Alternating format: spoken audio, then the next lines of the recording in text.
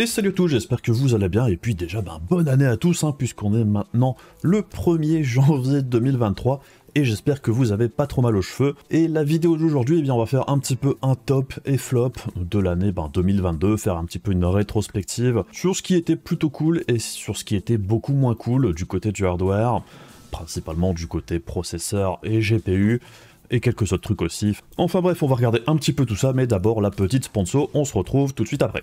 Vous avez monté un nouveau PC pour les fêtes ou vous avez besoin de passer à la dernière version d'Office, alors n'hésitez pas à profiter des promos du nouvel an de chez Godil24, avec 62% de réduction avec le code VBX62 sur les différentes versions d'Office. Il y a également 50% de réduction sur les clés Windows 10 ou Windows 11 avec le code VBX50, et il y a également des packs Windows plus Office qui peuvent être assez intéressants du coup, puisque ça fait une réduction de 62% pour les deux, et en bas de la page, le site vous indique comment utiliser son moyen de paiement par PayPal. Mais je vais vous montrer aussi directement comment ça fonctionne. Alors par exemple, moi je veux un pack Windows 10 Pro plus Office 2021, je clique sur le bouton, je rajoute au panier, j'arrive sur la page où je rajoute le code VBX62 comme vous pouvez le voir ici, et maintenant je peux passer au paiement. Et pour accéder au paiement par PayPal, vous devez juste cliquez sur continuer, vous avez après un petit récap de la commande, vous faites toujours continuer. Une fois que vous arrivez ici, vous cliquez sur choisir un moyen de paiement, vous cliquez sur PayPal et vous continuez avec votre compte PayPal comme d'habitude jusqu'à ce que vous ayez terminé. Et une fois le paiement validé, en quelques minutes, vous recevrez par mail là où les clés que vous venez d'acheter, et si vous rencontrez quelques problèmes que ce soit, vous avez une assistance 24 h sur 24, 7 jours sur 7 sur le site qui vous aidera en cas de problème. Tous les liens seront dans la description de la vidéo et comme d'habitude, si vous les utilisez, eh bien merci puisque ça soutient concrètement la chaîne, et merci également à Godil24 de sponsoriser cette vidéo.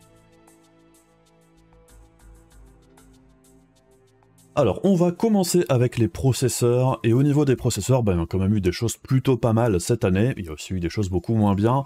On va commencer avec le positif, et en premier, un des processeurs qui moi m'a le plus plu cette année, eh bien c'est le Core i3 12100F de chez Intel.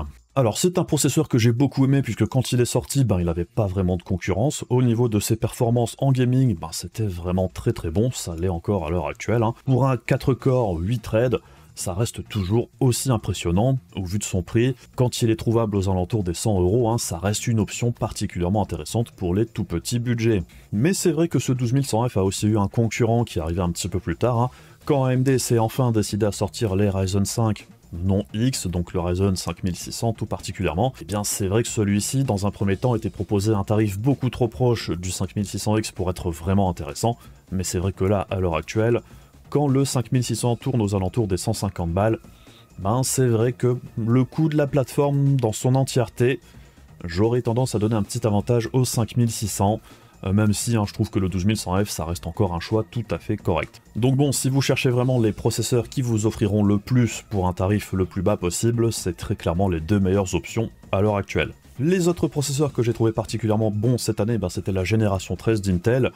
Alors, la génération 13, c'est un gros refresh de la génération 12, mais très clairement, c'était plutôt une bonne surprise dans l'ensemble, très bonne performance pour le 13900K par exemple. Le 13700K, je trouve qu'il a un petit peu le cul entre deux chaises, il est un petit peu moins intéressant pour moi, et tout particulièrement le 13600K qui est vraiment un très bon processeur, je dirais tout terrain, puisqu'il sait faire tout dans de très bonnes conditions. Excellent processeur gaming, excellent processeur pour bosser également, à un tarif relativement intéressant. Pour moi, c'est vraiment un très bon produit dans l'ensemble, mais il faut aussi en avoir l'utilité, puisque si c'est uniquement pour faire une machine pour du gaming, il n'y a pas forcément besoin d'acheter un 13600K, il y a d'autres options un petit peu moins chères qui feront quasiment tout aussi bien. Donc bon, dans l'ensemble, cette génération 13 Intel pour moi est vraiment plutôt bien partie. On attend un petit peu le reste de la gamme qui doit sortir en janvier, mais pour 2022, je trouve que les 3 processeurs qui sont déjà sortis sont vraiment plutôt pas mal. Le coût de la plateforme dans son ensemble est relativement correct. On a le choix entre DDR4 et DDR5. J'ai vraiment pas grand chose à dire de négatif, en dehors de la consommation quand même assez excessive du 13900K par exemple. Et mon petit chouchou à moi au niveau des processeurs cette année, c'était le Ryzen 5800X 3D. Alors c'est un processeur que j'aime beaucoup, il avait un gros problème au moment de sa sortie, c'était surtout son tarif. puisque bon, il était quasiment à pas loin de 500 balles, c'était quand même beaucoup trop élevé, particulièrement en Europe. Mais c'est vrai qu'à l'heure actuelle, on le trouve aux alentours des 350 balles, et on le voit même par exemple chez Cdiscount de temps en temps aux alentours des 320 balles, et à 320 balles, eh bien c'est vraiment une excellente option comme upgrade ultime sur la plateforme AM4 pour du gaming. Et le gros avantage du 5800 X3D, c'est que si vous êtes déjà sur la plateforme AM4, il n'y a pas besoin de changer la plateforme dans son ensemble, il y a juste à changer le processeur. Le 5800 X3D, ça va fonctionner sur quasiment toutes les cartes mères AM4 du marché, que ce soit des vieilles B350 ou X370, ça fera largement le taf. Le 5800 X3D, ça consomme que dalle. Même les cartes mères les plus pourraves, même sur un A320, j'aurais pas de problème à mettre un 5800 X3D, ça fonctionnerait tout à fait bien. Après, au niveau de ses performances en gaming, en moyenne, ça reste très concurrentiel, même par rapport au tout dernier processeur de chez AMD et aussi de chez Intel, même si le 13900K en moyenne est très probablement un petit cran au-dessus. Mais c'est vrai qu'il y a aussi des jeux et des types de jeux où le 5800 X3D fout une tarte à tous les autres processeurs du marché, grâce à son gros cache de niveau 3. Il y a aussi d'autres types de jeux comme sur les MMORPG et tout ça, où le 5800 X3D s'en sort beaucoup mieux que la plupart des autres processeurs. Un des autres gros avantages du 5800 X3D, c'est qu'il est assez peu dépendant en fait de la fréquence de la RAM ou des timings de la RAM, grâce à son gros cache de niveau 3 encore une fois, ce qui perso pour moi est un gros point positif, particulièrement si ça se répète par exemple sur les futurs Ryzen 7000 X3D. Ça voudrait dire par exemple qu'on pourrait acheter de la DDR5 pas trop cher en mettant un 7000 X3D et avoir d'excellentes performances sans avoir besoin d'aller chercher de la RAM hyper coûteuse en DDR5. Mais bon, ça on verra quand les Ryzen 7000 X3D seront dispo, mais c'est vrai que ce soit d'un point de vue technologique ou de ses performances, c'est vrai que le 5800 X3D c'était pour moi le processeur le plus intéressant dans son ensemble cette année. Sinon, au niveau des déceptions du côté des processeurs cette année, sans surprise, les Ryzen 7000... Bon, les processeurs en eux-mêmes, au niveau des performances, c'est pas mauvais, loin de là. Par exemple, pour bosser, je trouve qu'un 7950X, c'est vraiment un excellent processeur. Au niveau de la consommation, ça reste plus mesuré que ce que propose Intel actuellement, par exemple. Mais bon, le gros problème avec Zen 4, c'est justement qu'il y a eu plusieurs problèmes, en fait. Et ça se passe principalement du côté des tarifs. À leur sortie, les Ryzen 7000 étaient pas spécialement hyper bien placés, c'était pas spécialement intéressant.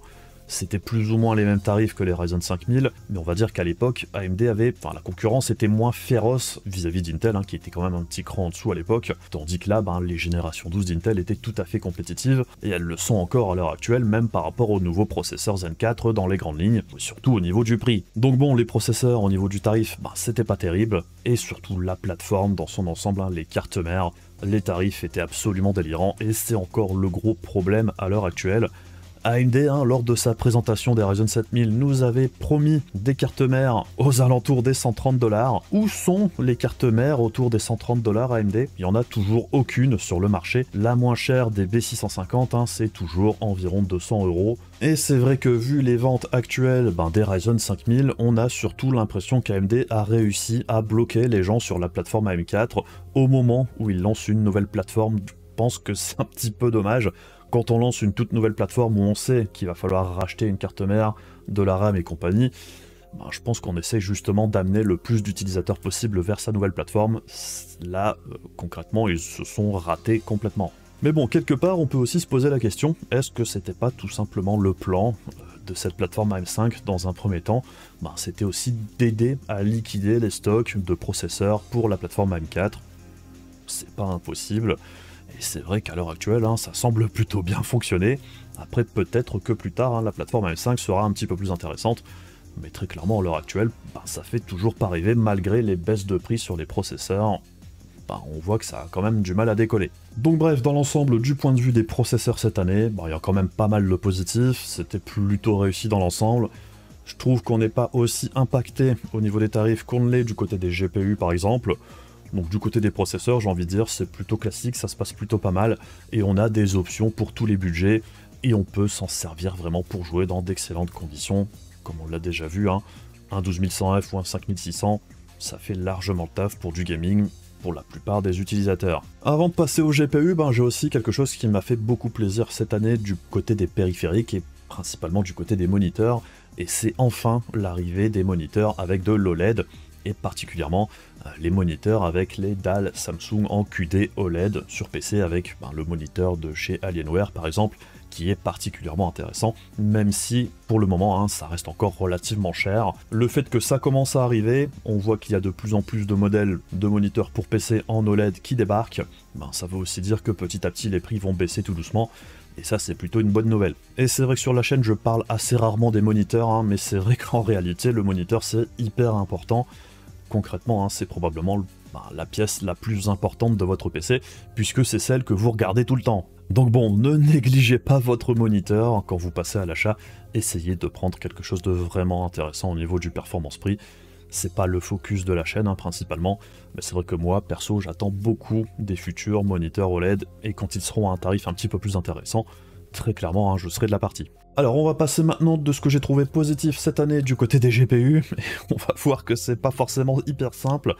Alors déjà, moi, ce qui m'a fait plaisir dans l'ensemble, c'est Intel Arc. Alors, Intel Arc, bon, il y a eu beaucoup de problèmes, un lancement douloureux, des drivers pas terminés, une puce qui clairement aurait dû faire mieux, mais il y a aussi du positif dans l'ensemble. Alors déjà, on a eu l'occasion de voir que les drivers s'améliorent au fil du temps quand même de façon significative. On voit qu'Intel continue de bosser, que ce soit pour améliorer les performances même dans les anciens jeux, et ça c'est vraiment très positif. On a vu que dans certains jeux un petit peu plus récents, ça se passait plutôt pas mal au final, même pour la 770.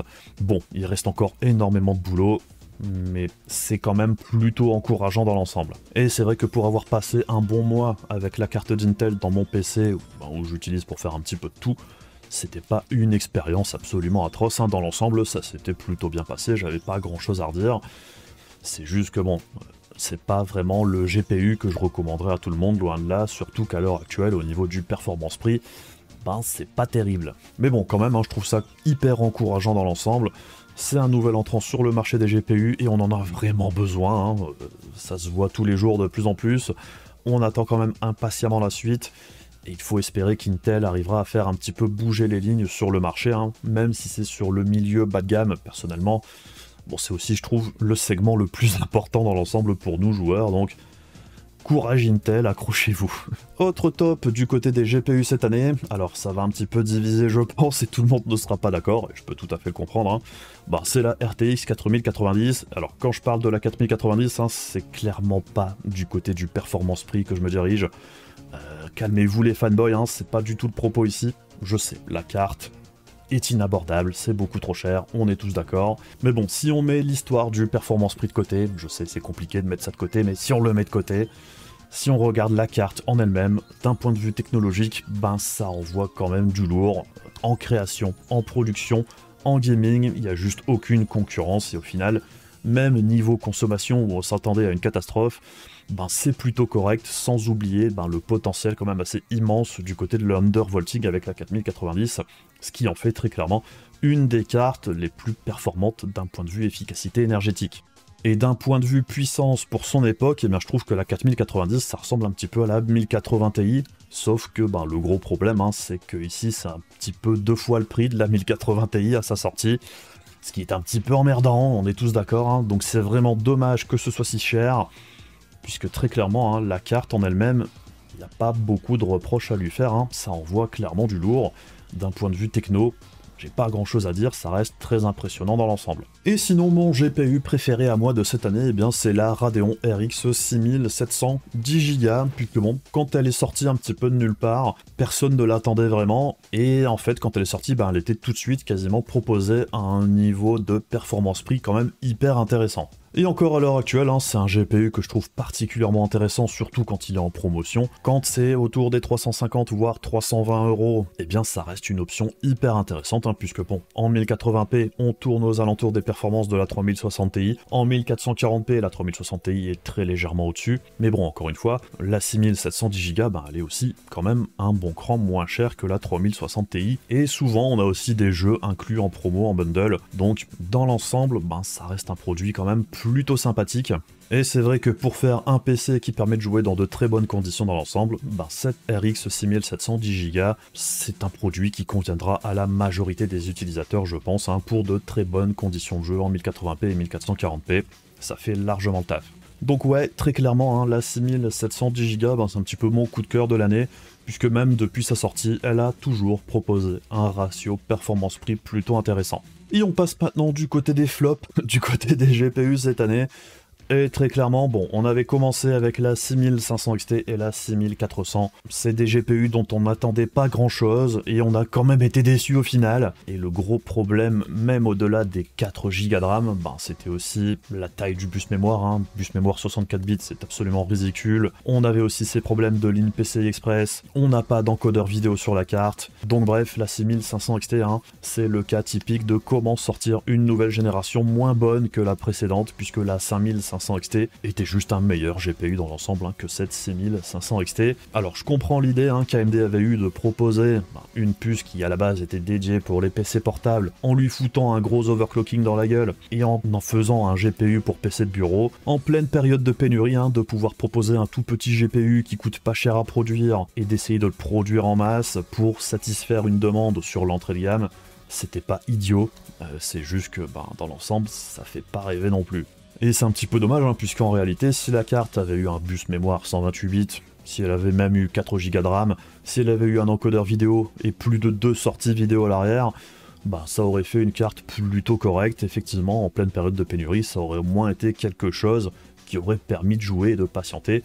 Alors je sais qu'il y en a très probablement certains qui ont une 6500 XT et qui se disent c'est plutôt pas mal au final. Oui, on peut jouer avec, c'est pas trop le propos, c'est juste que dans l'ensemble, il y a juste plein d'autres options qui sont meilleures. Un des autres flops de cette année, c'est la 3068 Go, alors je l'ai testé dernièrement, et oui, c'était plutôt moche, surtout à cause de son nom, qui crée pas mal de confusion, et il n'y a qu'à aller voir sur les sites de deal par exemple, et on voit que les néophytes se font piéger. Et ce qui est incroyable dans l'histoire, c'est que comme je le disais dans mon test, ça crée aussi de la confusion même vis-à-vis de la 3060 Ti, puisqu'il y en a certains qui voient 8 Go pour la 3060 Ti, ils ont entendu dire que la 3068 Go c'était pas bien, du coup ils se disent que la 3060 Ti elle a 8 Go de RAM, du coup c'est la 3068 Go, faut pas l'acheter, et c'est quand même assez triste de se tirer une balle dans le pied comme c'est le cas ici, et tout ça même sans parler du prix qui était quand même assez immonde à la sortie. Alors on a vu qu'il y a eu quelques promos et les prix de la 3068 Go ont quand même pas mal baissé, même si je trouve qu'elle reste trop chère, tout comme la 3050, elle est un petit peu redescendue à son MSRP ou environ, mais ça reste trop cher. 330 balles, pour rappel, c'était le tarif officiel de la 3060 12 Go, et celle-ci tourne encore à l'heure actuelle aux alentours des 360, 370, ça baisse tout doucement, on l'a vu, mais ça reste encore trop cher.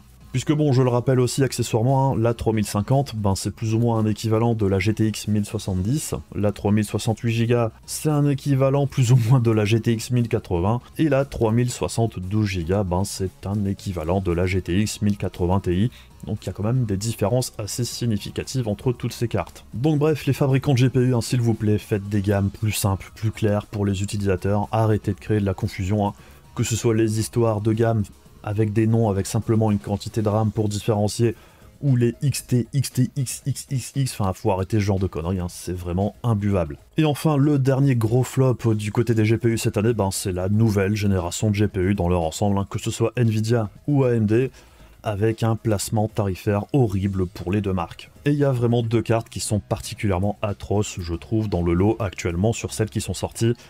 C'est la RTX 4080 et la RX 7900 XT. La 4090, je peux comprendre le tarif, c'est un produit vitrine, il n'y a pas de concurrence, que ce soit au niveau des performances, efficacité énergétique, tout ça, bon, comme je l'ai dit tout à l'heure, elle n'a pas de concurrence, ça peut coûter n'importe quoi, il y aura quasiment toujours des acheteurs. La 7900 XTX, c'est pareil, c'est la meilleure carte qu'AMD propose actuellement. En rasterisation, c'est un poil de cul au-dessus de la 4080. En ray tracing, on tourne aux alentours de la 3090, 3090 Ti. Dans l'ensemble, même en ray tracing, c'est relativement correct, même si ça reste en dessous des RTX 4000, c'est très exploitable dans l'ensemble pour l'instant. Mais quand même, encore une fois, vu ce qu'AMD nous avait vendu, du rêve, au final on est quand même plutôt déçu, même si oui, au niveau du performance-prix, c'est moins pire que ce que propose Nvidia, on est d'accord, mais ça reste une carte à 1000 balles. Pour moi, c'est pas si différent de ce qu'on a connu sur la génération précédente, 7900 XTX et 4090, pour moi, c'est juste les équivalents de la 3090 et de la 6900 XT. Ce sont des cartes qui, moi, ne m'intéressent pas trop dans l'ensemble. En dehors de voir un petit peu ce que ça vaut d'un point de vue technologique, c'est pas des cartes que moi j'ai envie d'acheter. Mais bon, la grande différence avec la génération précédente, c'est que nos deux marques ont bien compris que des cartes avec un ratio performance-prix comme celui de la 3080 et de la 6800 XT, au final c'est pas très bénéfique pour eux. C'est plus intéressant de faire grimper les prix pour essayer de nous faire acheter les modèles les plus chers justement. Ce qui fait qu'on se retrouve avec une 7900 XT à peine meilleure qu'une 6950 XT, je crois que c'est 10-15% de perf en plus, et la 4080 c'est pareil, aux alentours des 1300-1400 euros, c'est juste beaucoup trop cher dans l'ensemble. Et cette carte là c'est pareil, elle se vend pas incroyablement bien non plus. Mais bon, moi le gros problème avec ces nouvelles cartes et ce qui se passe actuellement, c'est aussi que ça crée un sentiment de rejet et de dégoût du gaming sur PC pour pas mal de monde. Et pour moi, c'est ça le plus gros flop, c'est que les acteurs du marché, avec des placements tarifaires pareils, avec des produits qui ne présentent pas un ratio performance-prix intéressant, eh bien ça détourne pas mal de monde du gaming sur PC et ça donne pas envie d'acheter du tout. Alors après, je pense que le gros problème pour les deux marques, c'était surtout d'écouler le stock d'anciens GPU dans un premier temps, en sortant les nouvelles générations à des prix pas intéressants du tout, pour inciter justement à passer à la caisse sur les anciennes générations. Comme ça permet d'écouler les stocks. Les prix trop hauts, ça peut toujours se réajuster par la suite. Et comme je l'ai déjà dit dans le test de la 4080, je crois, je pense que ce soit Nvidia ou AMD, quelque part, ils auraient certainement préféré sortir les nouvelles générations en 2023 plutôt que fin 2022. Et quand on voit comment s'est passée la sortie des 7900 et 7900 XT, ça sent quand même le lancement en catastrophe en fin d'année, parce qu'AMD avait dit qu'ils allaient sortir RDNA 3 en fin d'année 2022. Je pense qu'AMD aurait très certainement préféré arriver un petit peu plus tard. Donc bon, d'un point de vue économique, je comprends tout à fait la stratégie pour Nvidia ou AMD d'essayer d'inciter à acheter le stock d'anciens GPU, et c'est vrai que dans l'ensemble, niveau performance-prix, les anciens GPU, que ce soit les RTX 3000 ou RX 6000, ça reste d'excellents GPU. On n'a pas besoin d'acheter une 4090 pour pouvoir jouer dans de bonnes conditions dans tous les jeux, c'est pas vrai, on peut s'en sortir tout à fait bien en 1440p avec une 3080 ou une 6800 XT et 6900 XT, ça fait largement le taf. Mais bon, pour la plupart des acheteurs qui attendaient les nouvelles générations pour acheter un nouveau GPU, même si c'est l'équivalent des cartes de l'ancienne génération, bon, on attend aussi une petite baisse de prix pour des performances similaires à la génération précédente, c'est juste que là, actuellement, c'est pas du tout ce qu'on retrouve, du coup, la plupart des acheteurs ont plus l'impression qu'on se fout de leur gueule qu'autre chose. Et ça, je le comprends tout à fait. Et c'est vrai que ce focus sur le très haut de gamme et les prix actuels, ça donne aussi un biais à pas mal d'utilisateurs qui ont l'impression qu'on ne peut plus se faire une config PC à l'heure actuelle à un tarif plutôt correct. Et c'est quand même plutôt dommage parce que c'est pas du tout le cas. Et c'est vrai que j'entends de plus en plus de choses du type, une fois que mon GPU sera mort, c'est mon dernier PC, j'ai pas envie de continuer, maintenant ça coûte trop cher. Alors qu'en réalité, on peut toujours se faire des PC tout à fait corrects pour moins de 1000 balles à l'heure actuelle. Et si vous prenez les produits que j'ai préférés cette année, donc au hasard, vous prenez un Ryzen 5600, une RX 6700 10Go, une carte mère en B550 ou B450, une Alim de 650 watts, 16Go de RAM, un petit SSD, un petit boîtier, et vous pouvez vous en tirer même hors promo pour moins de 1000 balles à l'heure actuelle. Et vous allez pouvoir jouer en 1080p de façon excellente, en 1440p de façon tout à fait correcte, et ce sera un PC qui vous aura coûté moins de 1000 balles. Et si vous allez chercher les bons plans, les promos quand elles sont là, vous pouvez très certainement faire ce même PC pour moins de 900 balles de façon assez facile. Et quand je dis 900 balles, c'est même sans parler de l'occasion, donc très clairement, on peut toujours se faire des PC performants à un tarif très intéressant à l'heure actuelle sur PC. C'est juste que ce brouhaha ambiant et ce focus sur le très haut de gamme constant, ça donne un biais plutôt moche au final, alors qu'en réalité, on peut toujours faire des très bons PC pour pas trop cher. Après, le gros problème aussi, c'est que pour beaucoup de monde, jouer sur PC, ça veut dire jouer en ultra tout le temps, H24, alors qu'en réalité, ça sert quasiment à rien la plupart du temps. Je suis sûr que pour la plupart des utilisateurs, on change dans leur dos le réglage de l'ultra au médium, je suis sûr que la plupart font pas la différence. Alors qu'en réalité, au niveau des performances, c'est beaucoup moins exigeant d'avoir une config pour faire tourner les jeux en médium ou en élevé qu'en ultra, puisque la plupart du temps, il n'y a quasiment aucune différence visible à l'œil nu entre le élevé et l'ultra, et le médium à l'heure actuelle dans les jeux, c'est très joli la plupart du temps. Donc bref, oui, on peut encore jouer sur PC sans se faire plumer, il faut juste pas viser l'ultra haut de gamme, que ce soit du côté des processeurs ou des GPU, acheter déjà principalement selon vos besoins. Et les questions les plus importantes quand vous voulez faire une config sur PC, je le rappelle, la première question à se poser c'est quel est mon besoin réel, qu'est-ce que j'essaye de faire, et une fois que vous avez défini ça, la seconde question c'est qu'est-ce qui va me coûter le moins cher pour y arriver, et vous verrez que la plupart du temps, il n'y a pas forcément besoin de s'acheter une machine de guerre. Donc bref, dans l'ensemble, un 2022, bon, il y avait du bon de certains côtés, il y avait du moins bon de l'autre. Dans l'ensemble, c'est très décevant, particulièrement sur la nouvelle gêne. On verra comment ça évolue en 2023, mais bon, je ne perds pas espoir qu'on revienne à des tarifs un petit peu plus raisonnables, même si je sais, on ne reviendra pas à des prix aussi intéressants du côté des GPU que ce qu'on avait il y a 5-6 ans par exemple. Ça, je pense que c'est mort, hein. On n'y reviendra plus. Et bien évidemment, pour 2023, hein, j'espère qu'il y aura aussi des jeux très intéressants et très impressionnants techniquement. On a vu qu'en fin 2022, on avait des titres de plus en plus impressionnants. J'espère qu'en 2023, on va se prendre quelques claques, ça ferait plaisir. Enfin bref, je pense qu'on a fait un petit peu le tour pour cette rétrospective sur 2022, j'espère que ça vous aura peut-être aidé à dessouler un petit peu si vous avez un 1er janvier compliqué et que vous avez encore un petit peu mal aux cheveux. J'espère que ça vous aura accompagné un petit moment. Et puis encore une fois, je vous souhaite aussi à tous une très bonne année 2023 et j'espère que ce sera une bonne année pour vous. Et puis on verra bien ce qui se passe cette année. En tout cas, je serai là pour voir un petit peu comment ça se passe. Enfin bref, comme d'habitude, si la vidéo vous a intéressé, n'hésitez pas à faire les trucs casse-couilles YouTube pour soutenir la chaîne. Et on se retrouve très rapidement pour d'autres vidéos. Bisous à la prochaine, salut!